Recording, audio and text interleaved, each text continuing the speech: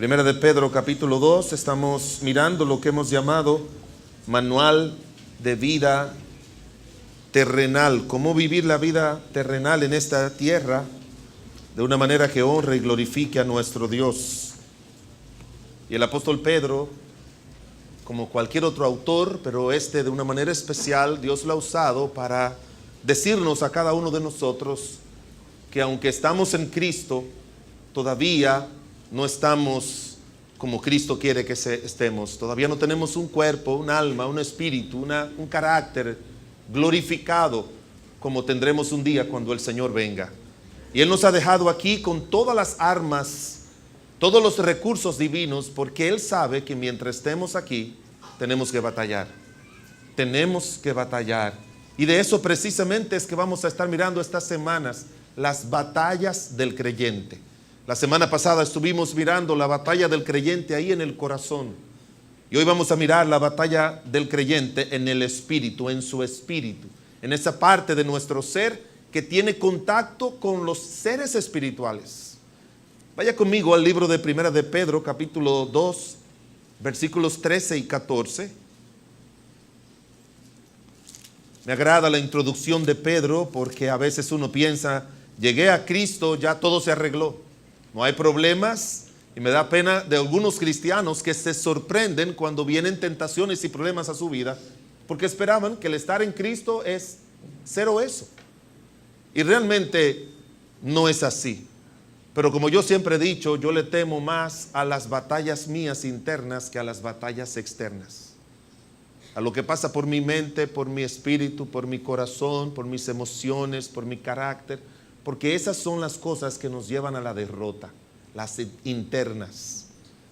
Esas internas son las que nos llevan a la derrota. Esas son las que nos llevan a materializar el pecado o a alejarnos del pecado. Primera de Pedro, capítulo 2, versículos 12 y 13, léalo, 13 y 14, perdón, 13 y 14, léalo conmigo, aquí vamos. Por causa del Señor,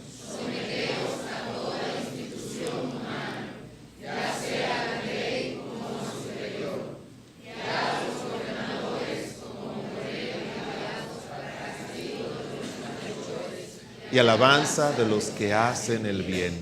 Quizás usted se pregunta, pastor, el versículo anterior dice los deseos carnales que batallan contra el alma, pero aquí está hablando de someterse a instituciones humanas, al rey, al gobernador, a superiores, a las personas que Él ha puesto en autoridad. ¿Cómo eso tiene que ver con batallas? Vamos a mirarlo esta mañana.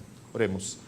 Padre bueno y misericordioso, te damos gracias en el nombre de Jesús por este momento que tú nos das, Señor, de habernos gozado grandemente, adorándote, dando nuestros diezmos y ofrendas, teniendo el gozo de tener a los hermanos de Villa Altagracia, teniendo el gozo, Señor, de deleitarnos con estas alabanzas tan preciosas.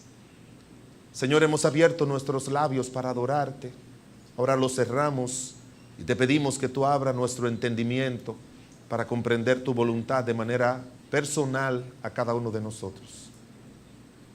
Comiendo a cada uno de los hermanos para que tu espíritu y tu palabra le ministre, y también me encomiendo a mí. Señor, obra con tu poder, obra con tu gracia, obra en aquellos que están sin Cristo para que tú le traigas a tus pies. Señor, confiamos en ti porque solo tú eres suficiente para la obra de Dios. A ti sea la gloria y la honra en el nombre de Jesús. Amén, amén. Cuando hablamos del espíritu, hermanos, estamos hablando de la esfera del ser humano donde obran los seres espirituales. Los seres espirituales a los que hacemos referencia son dos. Dios, el creador, es espíritu, dice la palabra de Dios. Dios es espíritu y Dios opera en nuestro espíritu. Y la Trinidad opera en nuestro espíritu. La Biblia dice en el libro de Romanos capítulo 8, el Espíritu mismo da testimonio a nuestro espíritu de que somos hijos de Dios. La certeza de que una persona tiene a Cristo como su Señor y Salvador y va al cielo es una certeza que el Espíritu de Dios pone en el corazón.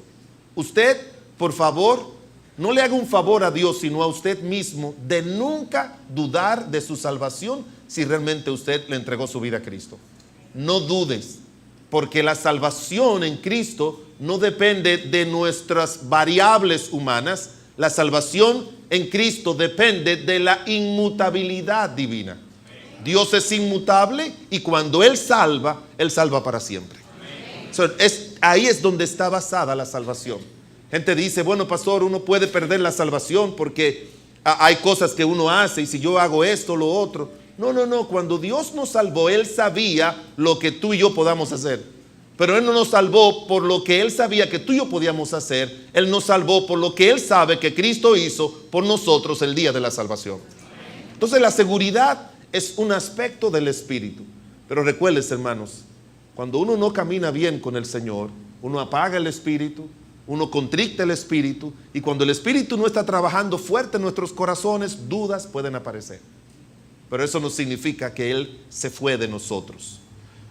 Así que en el espíritu nuestro obra el Espíritu de Dios, obra Dios. Pero también en nuestro espíritu obra el maligno. El maligno obra en nuestro espíritu. Pone en nuestro espíritu, ahí dentro de nuestro ser, muchas situaciones, muchas sensaciones que a veces uno se pregunta, ¿de dónde viene esto? ¿De dónde viene esto en mi alma? ¿De dónde vienen estas situaciones dentro de mí? Y cuando tú lo identifiques que no vienen de Dios, tienes que saber que vienen del maligno y que Dios en su gracia y misericordia quiere que tú reprendas eso. Yo me la paso siempre, no todos los días, pero reprendiendo obras del maligno que vienen a mi espíritu, que vienen a mi alma, para quitarme la tranquilidad, para quitarme la paz, para quitarme la fortaleza, para quitarme el gozo, para quitarme todo lo que Dios en su gracia nos da, para empañar nuestra vida en Cristo. Ahí en el espíritu es donde obran los demonios también. Pero algo importante, hermanos, es que cuando Adán y Eva, nuestros padres, se asociaron con el maligno, le hicieron caso al maligno y dejaron a Dios, entró un aspecto dentro de nuestro espíritu que es la gota que nos ha dañado y nos mantiene a nosotros actuando mal. Y es que el espíritu del hombre entró lo que se llama la rebelión. Al estar el pecado presente, entró también ese espíritu de rebelión. Nosotros no sabemos, ese espíritu de rebelión es, no te sujetes a la autoridad de Dios, pero ese espíritu de rebelión también nos dice que el que no se sujeta a la autoridad de Dios tampoco se va a sujetar a ninguna de las autoridades que Dios ha puesto. A ninguna. Y por eso al ser humano lo que más difícil se le hace es sujetarse a autoridades. Si no, mire los niños. Los niños de 2 años, de 3 años, que los psicólogos han identificado como la edad del tirano o la edad del yo, que comienza a los 2 años y medio. Esos niños se le plantan a usted de una manera tan fuerte que ni a un adulto lo hace. Porque esto es la primera manifestación de la presencia del pecado y cómo el pecado ha traído rebelión, cómo el pecado ha traído que los seres humanos pecadores se le haga difícil sujetarse. Muy difícil. Cuando yo me paro en el semáforo, muchas veces yo miro a los choferes que se paran al lado de uno cuando está rojo. Y es solamente así como nervioso. Están nerviosos porque no se quieren, miran para todos lados a ver si viene un amén, a ver si quien lo ve, y arrancan de una vez. ¿Y eso sabe lo que significa eso? Ningún semáforo dura más, quizás algunos de las calles más transitadas, no dura más de 1 minuto y pico.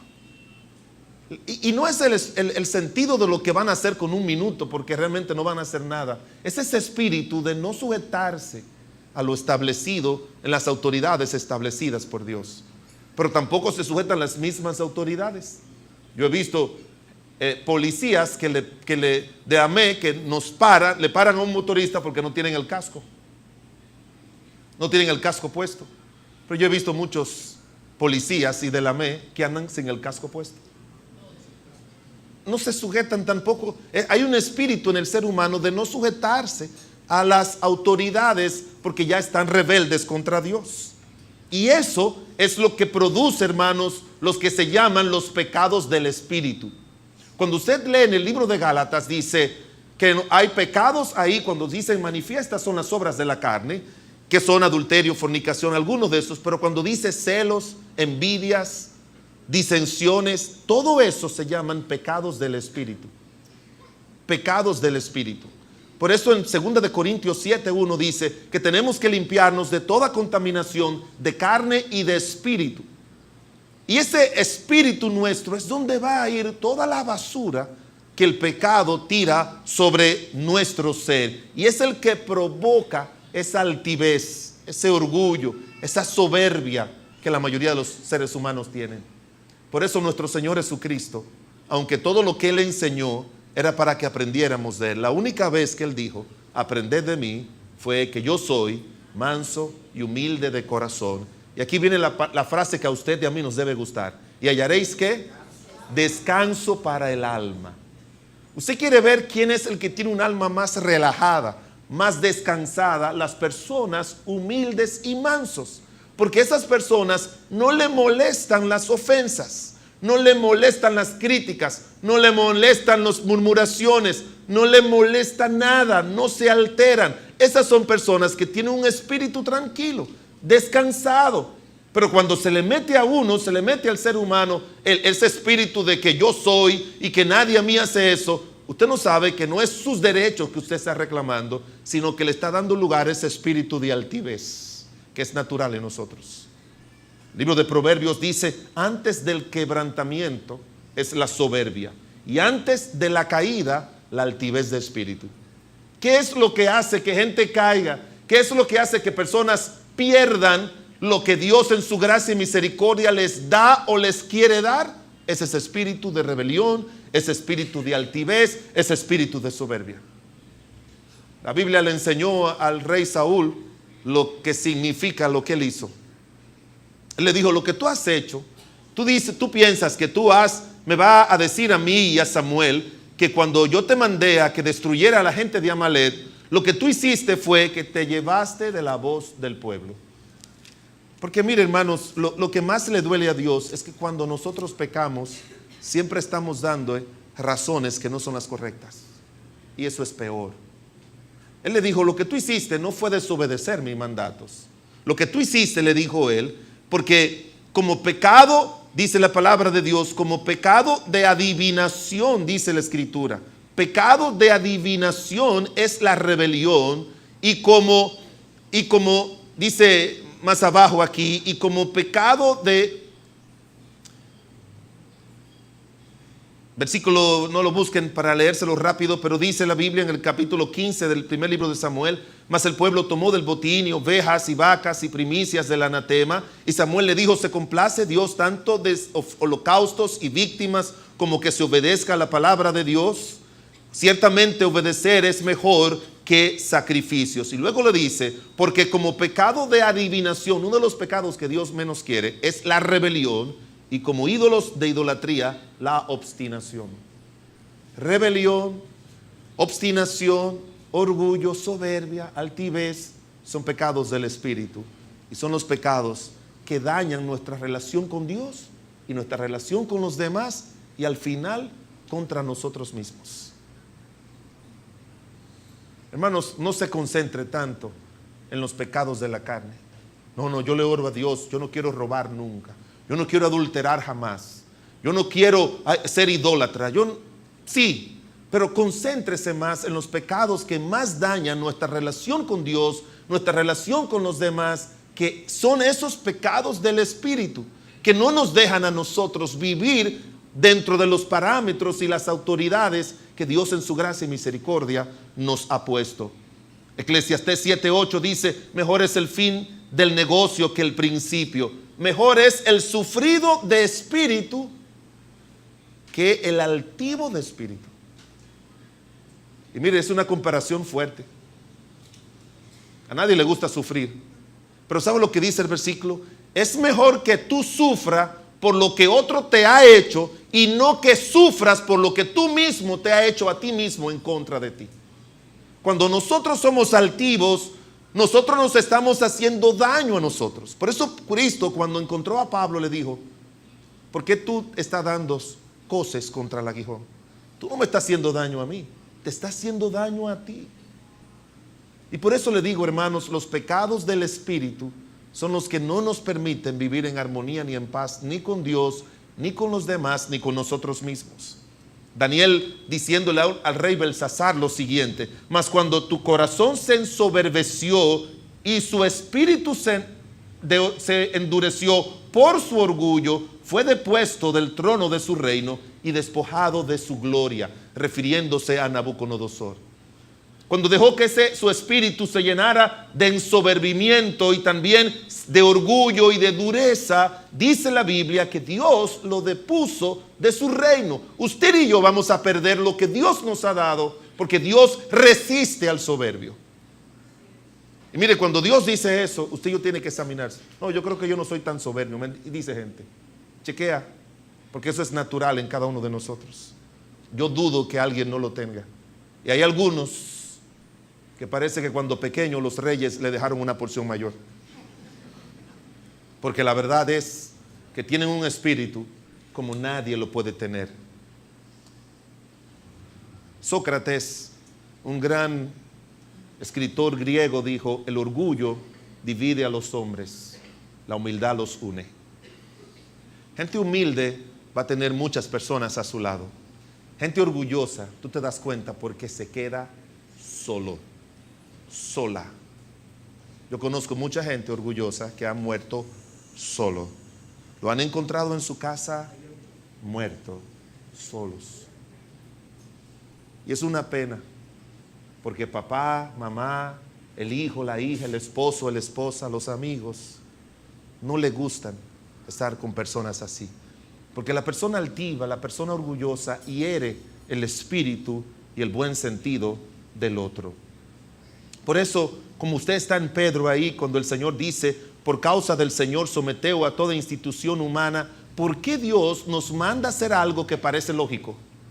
Porque aunque es lógico en nuestra mente, en nuestro espíritu, nosotros nos resistimos a eso. Hay una resistencia a eso. El establecimiento, hermanos, de un esquema de autoridad jerárquico bajo el cual algunos Dios ha designado para que se dediquen a dirigir, a controlar lo que Él ha puesto bajo su cuidado, con el propósito de que vivamos en paz y en prosperidad. Esa es la mejor definición de sumisión. Les repito, la sumisión es que Dios ha establecido un esquema de autoridad jerárquico que nadie absolutamente en esta tierra está sin autoridad jerárquica.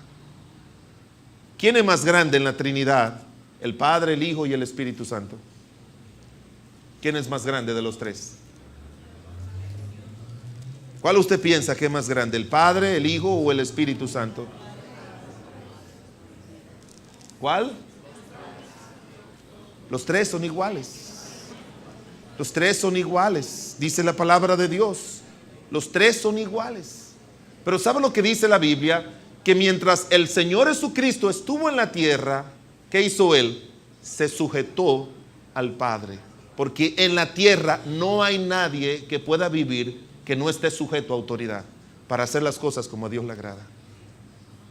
Y yo espero, siempre hay algo que se nos queda a cada uno de nosotros.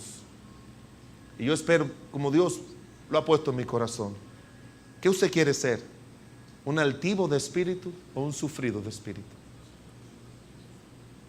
Recuérdese que el sufrido de espíritu sufre lo que otro le hace. Pero el sufrimiento más grande es cuando uno sufre por lo que uno mismo ha hecho. Porque eso viene cargado de sufrimientos físicos, emocionales, espirituales, mentales, tiene todo. Usted se acuesta y usted puede decir: ay, Señor, ayuda a esa persona que me ofendió, que hizo eso mal contra mí. Pero cuando usted se acuesta por algo que usted ha hecho, ese sentido de culpa usted no lo va a dejar jamás.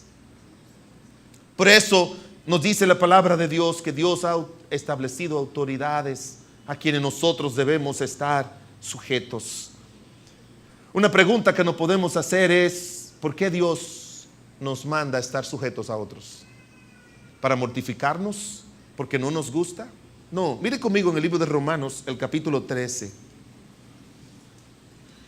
Romanos, el capítulo 13.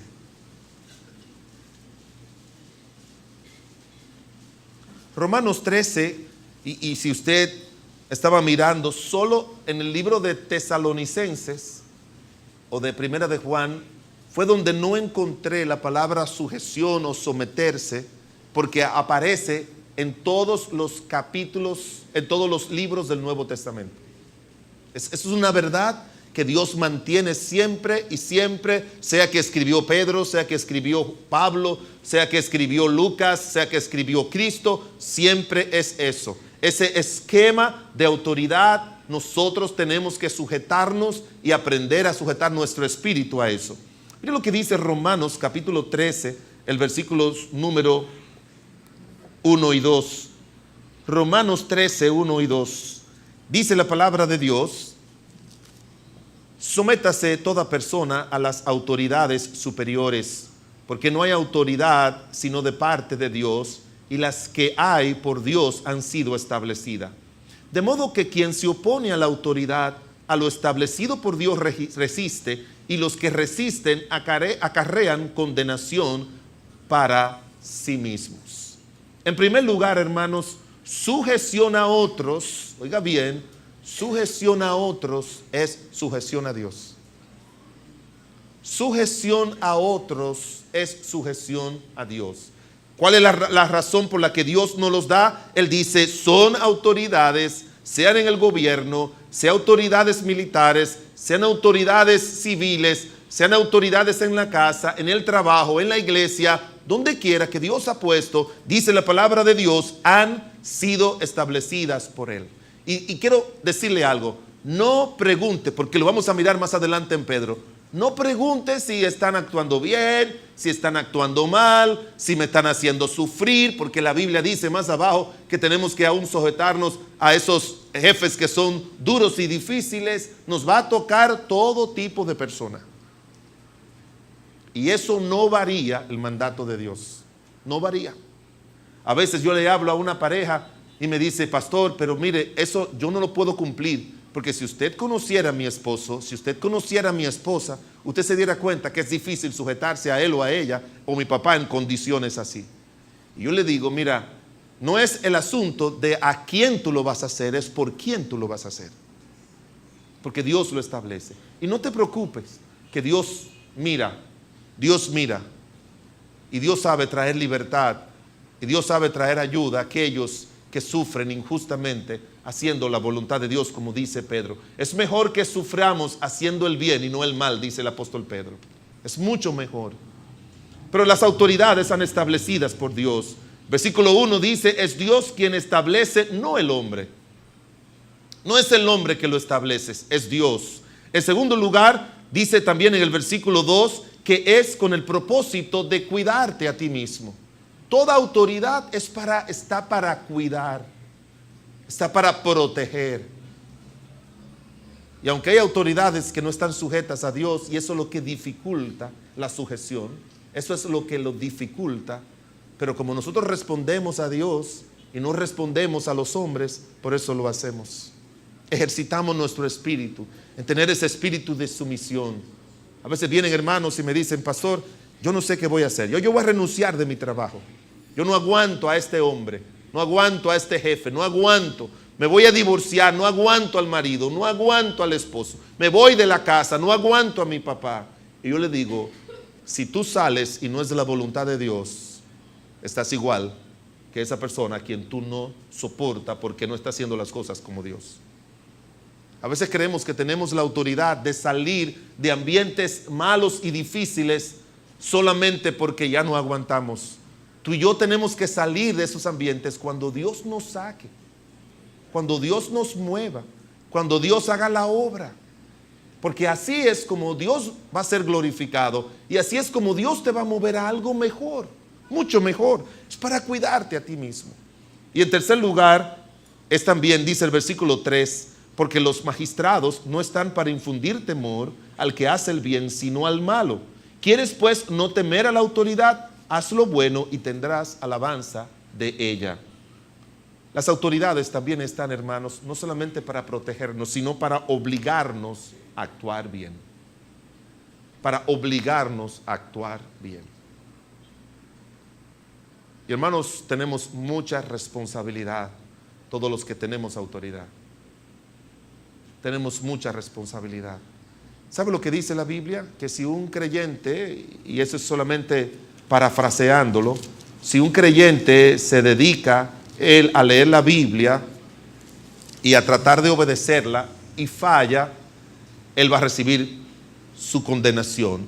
Pero dice la palabra de Dios: hermanos, no os hagáis maestros muchos de vosotros, sabiendo que recibiréis ¿qué? Mayor condenación. Cuando usted está en una posición de autoridad y usted falla, usted va a recibir mayor condenación que el que está sujeto a autoridad y falla. Usted va a recibir mayor condenación, sea en su trabajo, sea autoridad civil, militar, sea en su hogar, sea en la iglesia, sea donde sea. Las autoridades están para ayudarnos a nosotros a actuar bien, a hacer las cosas como Dios le agrada. Vaya conmigo al libro de Efesios, el capítulo número 5. Efesios, el capítulo número 5.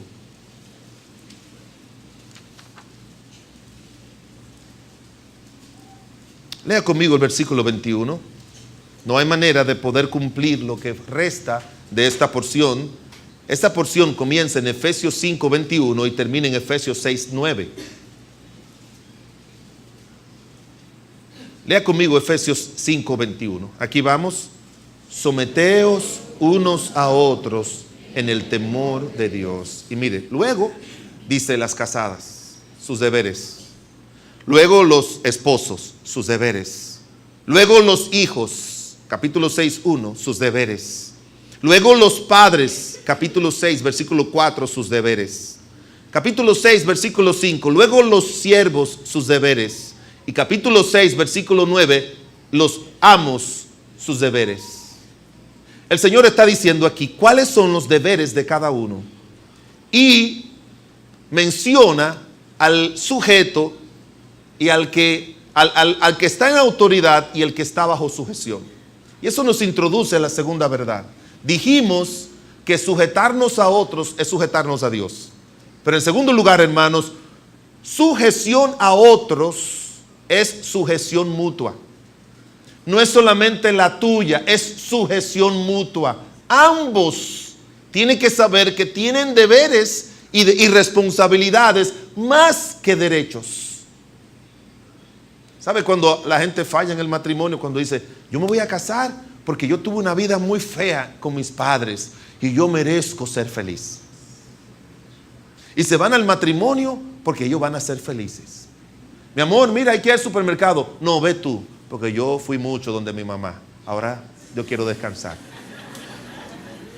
Mira que los trastes hay que lavarlo. No, mi amor, mira, búscate a alguien porque yo lavé mucho donde mi mamá. Y yo dije, me voy a casar para no estar lavando ni planchando.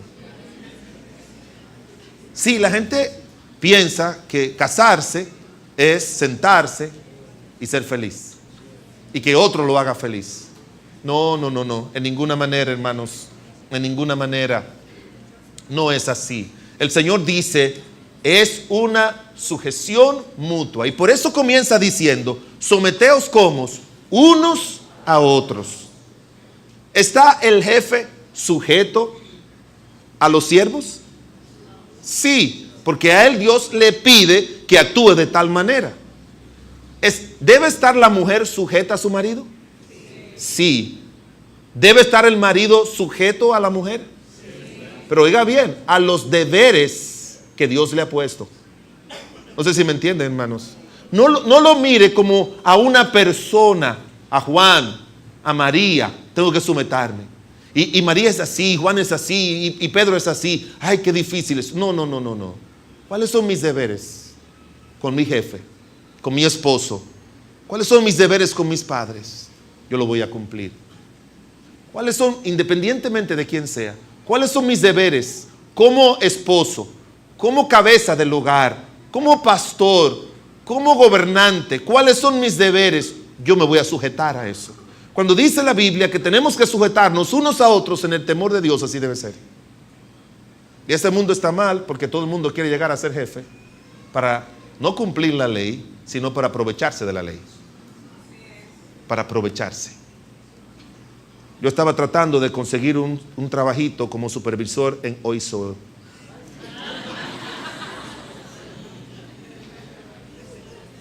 Sí, porque todo el mundo quiere ser supervisor, jefe. Pero ya usted sabe para qué ellos llegaron a hacer eso. Todo el mundo quiere eso. Todo el mundo quiere una posición alta, no es para servir, sino para servirse. Todo el mundo quiere ser, yo estoy loco por casarme, para yo tener mi propio cuarto, mi propia casa. Y oiga lo que dicen algunos, para yo llegar a la hora que me dé la gana. Mire, es peor, porque usted tiene una esposa que siempre está mandándole, ¿y por qué no ha llegado? ¿Y dónde tú estabas? Y esto, y lo otro, que mira, que aquello. No. Porque, ¿sabe por qué? Porque tú tienes deberes y responsabilidades que tienes que cumplir. Este principio, hermanos, establece que sea matrimonial, familiar, laboral, nacional, social, implica más deberes que responsabilidades, que estamos obligados todos a cumplir porque hemos entrado en esas relaciones de una manera voluntaria. Nos casamos de una manera voluntaria. Nos aceptamos un trabajo de una manera voluntaria. Aceptamos estar encargado de una empresa, de una institución de una manera voluntaria. Aceptamos ser presidente de la república. Aceptamos ser militares, aceptamos ser jueces, aceptamos ser legisladores de una manera voluntaria. Pero una vez que llegamos, ya estamos obligados a sujetarnos a nuestros deberes. Voluntario, mientras tú no tienes responsabilidad, mientras no tienes autoridad, mientras no estás sujeto a nadie. Yo he visto personas que me dicen, yo voy a tratar de conseguir mi propio trabajo, de hacer mi propio negocio, porque a mí no me gusta estar trabajando para otros. ¿Sabe que tú te vuelves esclavo de ti mismo? El que tiene negocios propios se vuelve esclavo de sí mismo. Y como uno es duro, imagínese lo que tener un jefe duro y eres tú mismo. Ay, yo tengo ganas, tengo una necesidad de tomar un descanso de unos días. Te dice el jefe interno tuyo, recuérdate que tiene que entregar una mercancía el lunes. Y el domingo tiene que prepararla y almacenarla. Y además es el sábado que la tiene que buscar al aeropuerto. Oh, no puedo. Entonces tú no vas a vivir en paz. Por eso tú y yo tenemos que entender que tenemos estar sujeto es algo mutuo, que son establecidos por Dios. Este principio, por lo tanto, de sujeción mutua, establece que tú debes cumplir con tus deberes para poder exigir lo mismo de los demás. No puedes demandar lo que tú y yo no cumplimos. No podemos demandar. Si tú quieres que la comida esté caliente a tiempo, como le gusta a muchos hombres, que encontrar la comidita caliente, bien arreglada, las chancleticas ahí puestas al lado, antes una poncherita de agua tibia. Habían hombres que tenían ese ritual.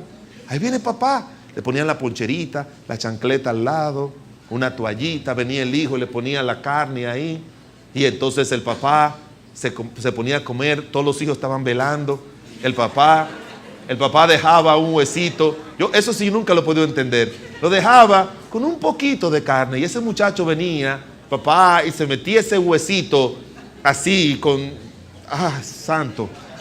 Yo no, pero ahí uno estaba ahí al lado de la autoridad porque a él le gustaba eso, que así fuera atendido, que todo fuera así en orden. Es bueno cuando es un papá trabajador, cariñoso, dulce y afable. Pero si tú no eres así, no puede exigir a los demás. Y déjeme decirle, ¿sabe quiénes son los que más exigen? Los que menos cumplen. Este principio, hermanos, establece que, oiga bien, yo espero que usted no se olvide de esto.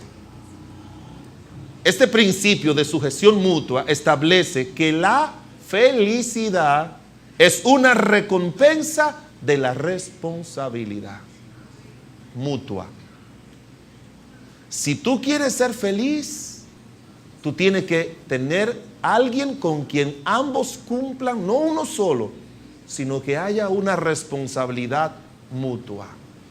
El 99.9% de los problemas matrimoniales viene cuando uno de los dos no entiende que tiene responsabilidades y obligaciones permanentes, mutuas, que debe cumplir cada día.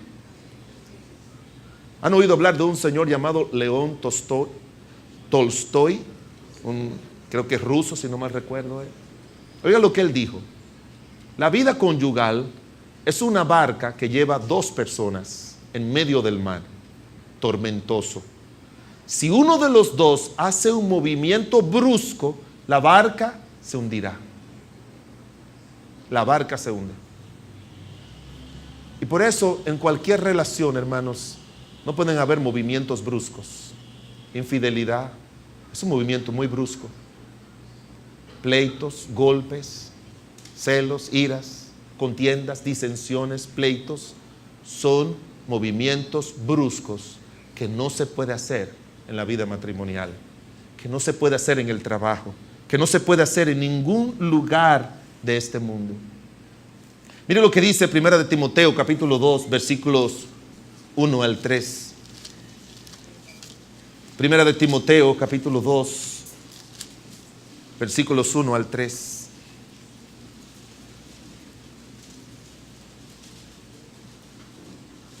Primera de Timoteo capítulo 2 versículos 1 al 3. Exhorto ante todo que se hagan rogativas, oraciones, peticiones y acciones de gracia por todos los hombres, por los reyes, por todos los que están en eminencia, para que vivamos quieta y reposadamente en toda piedad y honestidad, porque esto es bueno y agradable delante de Dios nuestro Salvador. Por último, hermanos, la razón por la que tenemos que sujetarnos a otros y de una manera mutua es porque esto trae paz. Esto trae paz. Nosotros, hermanos, tenemos que estar siempre orando por las personas bajo las cuales estamos todos bajo autoridad, y tenemos que estar orando por las personas que están bajo nuestra autoridad.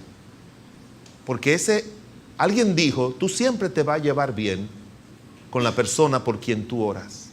No hay nada que una más, no hay un vínculo más fuerte que es el orar unos por los otros. Todos los santos días de mi vida, no hay día que eso no suceda. Yo oro por mi esposa, yo oro por mis hijos, yo oro por los esposos y esposas de mis hijos, por las nietas, oraba por mi mamá y mi papá todos los días, y oraba por los hermanos de la iglesia todos los días, y un grupo cada día yo oro por ellos. Tú debes oro por los pastores de la MEVI, con quienes yo trabajo y en muchos aspectos soy responsable. Tú y yo tenemos que estar siempre orando, porque el espíritu nuestro solamente lo aquieta Dios para poder vivir en paz, en armonía y en bienestar. Pastor, pero yo he hecho mucho esfuerzo y como quiera en mi hogar me llevo bien con mi hermana, pero con mi hermano no. La relación es muy buena con mi papá, pero con mi mamá no. Hay un grupo de hermanos que son muy fieles y buenos conmigo, pero aquellos no. Hay algunos compañeros de trabajo que tienen una relación excelente, pero estos no lo quieren tener. ¿Cómo yo resuelvo eso? La Biblia da un solo mandato, y los mandatos de la Biblia no son para que tú se lo lleves para cambiar a otros, sino para ti. Y dice el mandato de la Biblia, si tú quieres vivir en paz, ¿sabes lo que dice? En cuanto a lo que dependa de vosotros, estar en paz con los demás. En lo que depende de ti. Tú y yo no podemos controlar lo que depende del otro, pero tú y yo somos responsables de lo que depende de ti. Ahí viene deja que venga. Si me sale con una, él va a saber. Tú no estás pensando en lo que depende de ti. Cuando viene esa persona con ese espíritu así, cuando surge algo en la casa, en vez de tú dejar encender tu espíritu, dice la palabra de Dios que lo que tú y yo debemos hacer es orar y decirle a Dios, Señor, hazme un pacificador, hazme un mensajero de paz.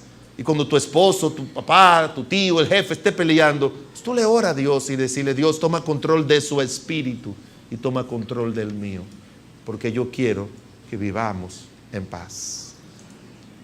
Por eso la batalla en el espíritu es la batalla para vivir en sujeción mutua, porque las autoridades, estar sujeto a otros es estar sujeto a Dios. Y la sujeción es mutua. Y la sujeción es la que nos trae la paz, nos trae la armonía y el bienestar. Por eso, hermanos, cuando tú estés en tu espíritu batallando, solo dile a Dios en oración: Señor, en tus manos encomiendo mi espíritu. Cristo lo hizo para morir. Nosotros tenemos que hacerlo para morir a nuestro yo y decirle: Señor, yo te encomiendo mi espíritu, te encomiendo mi corazón, te encomiendo mi alma, te encomiendo mi hombre interior. Ayúdame a estar en paz contigo y en paz con todos los hombres. Y ese versículo que dice: en lo que depende de ti, en lo que depende de ti. Y a veces con un solo acto que hacemos, nosotros logramos crear un ambiente de paz. A veces son 2, a veces son 3, a veces son 4, a veces son 5. Pero cada acto que nosotros hacemos para llevar la paz, para vivir en armonía, para vivir en sujeción, porque le tememos a Dios, hay un Dios que se encarga de hacer la parte que tú y yo no podemos hacer en la mente y en el corazón del otro. La única manera de nosotros tener a Dios de nuestro lado, ¿cuál es? ¿Cuál es la única manera de tener a Dios a nuestro lado? Nosotros estando del lado de Dios. Oremos. Padre bueno, Dios todopoderoso y misericordioso, te damos gracias en el nombre de Cristo Jesús por este momento.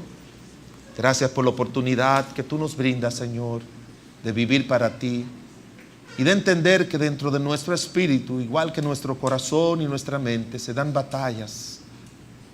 Y esas batallas, Señor, es para obra el Espíritu de Dios para poner el fruto del Espíritu, u obra el maligno para poner todos esos sentimientos, emociones malas, perversas y negativas que nos guían a romper nuestra armoniosa relación contigo, con nosotros mismos y con los demás.